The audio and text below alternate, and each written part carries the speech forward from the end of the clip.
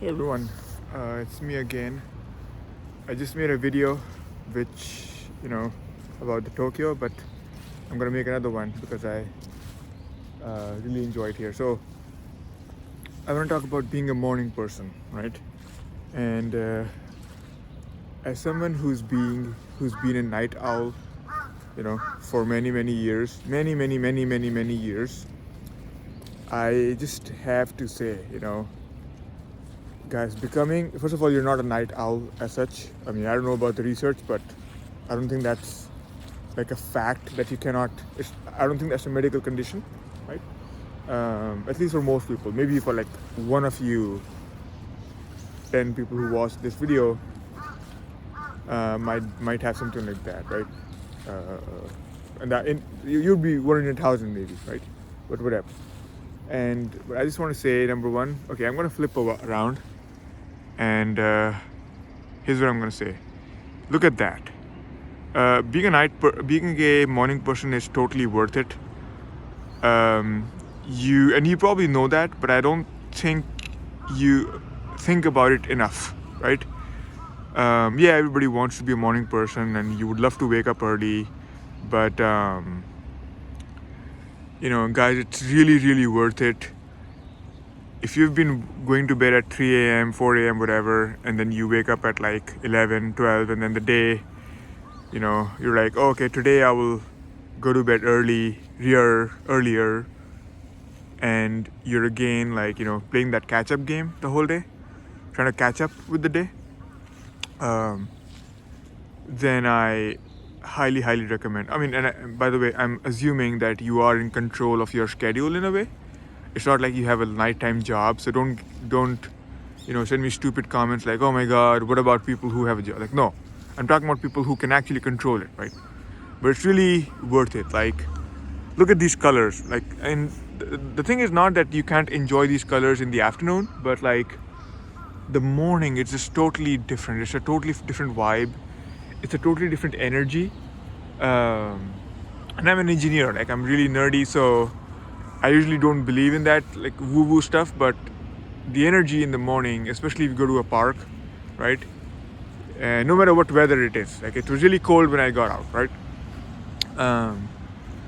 It is totally different. The animals, the sounds, the way the light. I mean, you can't see it on the camera probably, but I think it blocks a lot of the rays, to prevent you from hurting your eyes while watching this video. But I can feel the sun, and it's like gentle rays coming at me that you can't see, and it's quiet, and you feel like the day is in your control. And I think that's the biggest thing. Often when we are a lot of people who have like whatever ADHD or like stuff like that, where you're very hyperactive, especially, you tend to be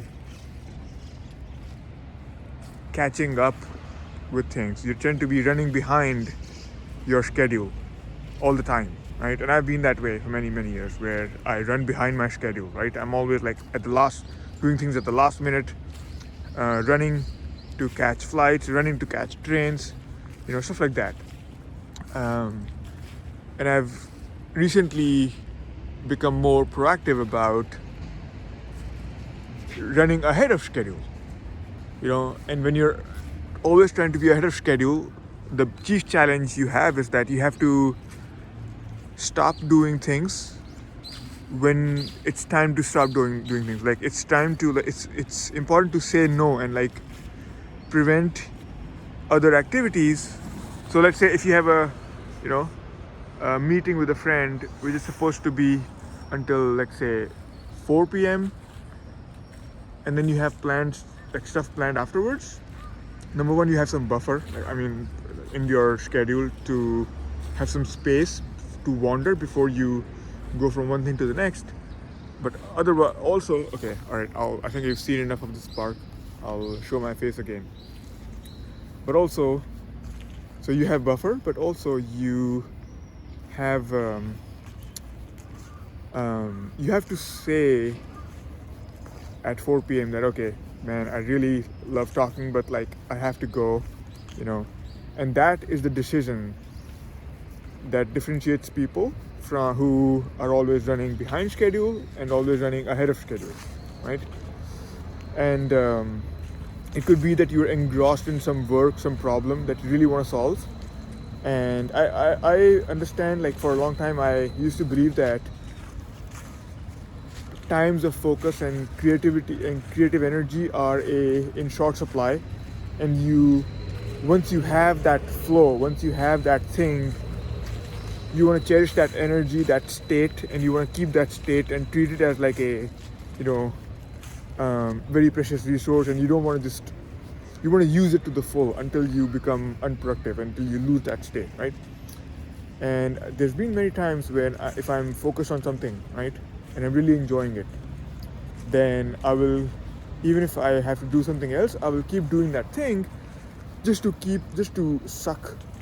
get the most out of being in that state, right? Look at these rocks. They're just rocks, but like I find them strangely beautiful, you know? Like this was probably formed by water or wind. Probably water, I don't know, I can't tell. I mean, if you're a geologist, or you have some knowledge of this stuff, you can tell me. I mean, it doesn't look like a wind. Okay, it's probably water. Okay, fine, it's water. I don't think wind can make, you know, like holes like that, I guess, let's say, right?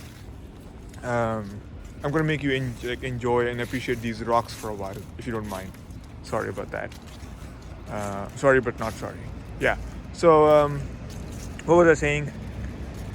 Yeah, you want to get into a state and you want to, you know, use it, but I found that it's much more important to, like, that state will come again, you know, but what will not come again is that you're again back in the same, you know, hamster wheel where you're just again back to catching up with things, catching up with sleep, like, you know, running to go to sleep, or like, you know, because that state has especially if, you know, if you have ADHD, right, that state of focus, that hunter state where everything is flowing and you're really concentrated and everything, it has a side effect, and you know that, right? Like, you also tend to get into a movie or like a TV series and you can't stop doing whatever it is that giving you that dopamine. So I think and you're much more prone to those dopamine thingies than to focused states, right? So I would say stop worrying about the moment never coming again. And also another thing I would say is the importance of trusting your schedule.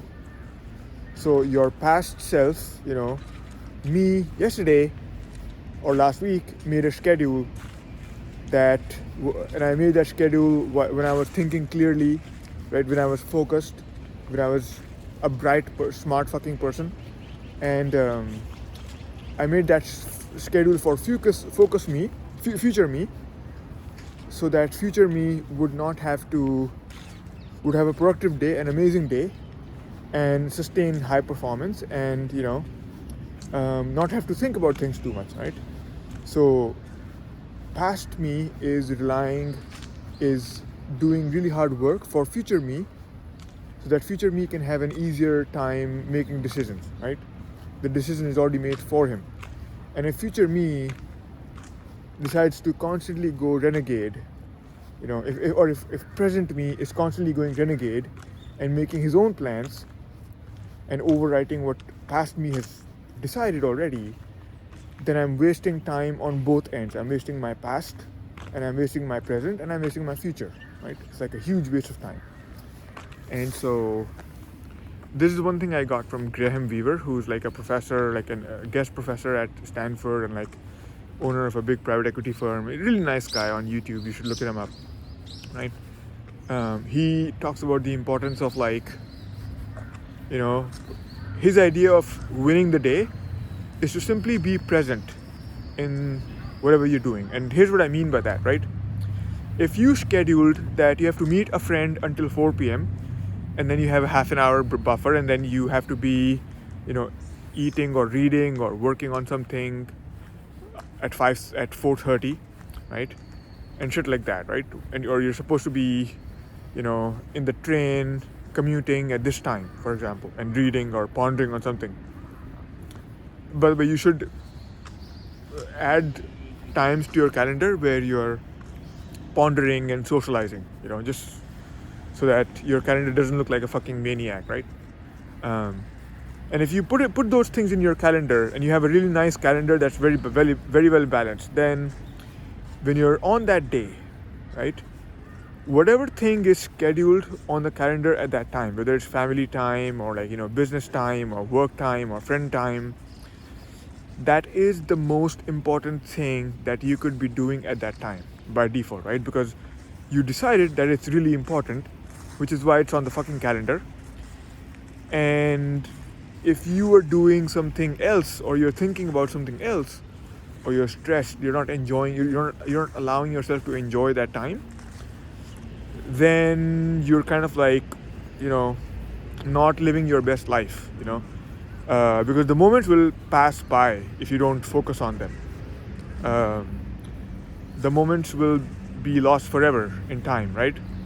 And if you were always never really enjoying the moment and allowing yourself to feel the moment fully, then you're basically, you know, I don't know what kind of life that is, but I've lived it for for a long time, right? And so, of course, I'm not perfect, like, and I'm still working on it. But this is one of those things where, you know, I feel like it's made a huge impact. Only, like, in the few days, you know, in perspective, it's only been a few days that I've been doing this, but it's made a huge difference on my life to just, you know, try to be ahead of my schedule and, like, allow myself to follow my schedule, basically, you know, even when it's hard, to say no, like, okay, stop. The schedule says XYZ, so XYZ is happening, right? So yeah, that's what the video is about.